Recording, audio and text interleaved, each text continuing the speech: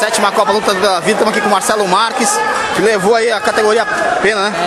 Roxa, já estreou bem. Comenta pra gente como é que foi esse desempenho aí, Graças a Deus, foi tudo um preparo para me chegar até aqui nessa faixa. E graças a Deus eu vou tentar honrar ela o máximo que eu puder.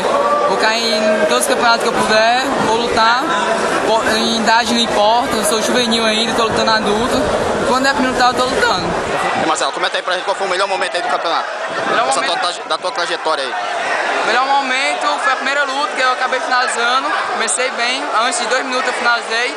E a entrega de medalha, que foi 3 moleque novo e da minha própria equipe, foi da luta pela vida. Qual foi o momento mais difícil aí? Mais difícil? Rapaz, eu acho que... Passou algum sufoco? No campeonato não tanto, né? Mas os treinos foi o pior. Os treinos lá, a galera pesando mesmo. Já que já foi uma faixa duvidosa pra mim, devido à minha idade. Aí me perguntaram se eu queria receber mesmo. Eu falei, não, eu vou receber, se você acreditar em mim, eu vou lá e vou fazer meu joguinho e vai dar certo. Agora vem o absoluto, vai ter que encarar o Pica-Pau de novo. Tá pronto pra dar o troco?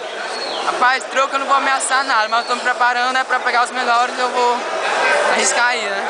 Então agradece essa medalha pra quem te apoia aí. Agradecer pra galera lá do Projeto Social Luta pela Vida, meus parceiros de treino, meu professor Galão, o Andrezinho, o Marrom também, minha mãe também, e a galera aí. Eu tô sem patrocinador também, tô correndo atrás e tentando. Pede patrocínio aí, deixa o telefone. Se quiser inventar agora, rapaz, meu telefone é 8880 4640. E tem um time também que é 9993 2918. E o Facebook.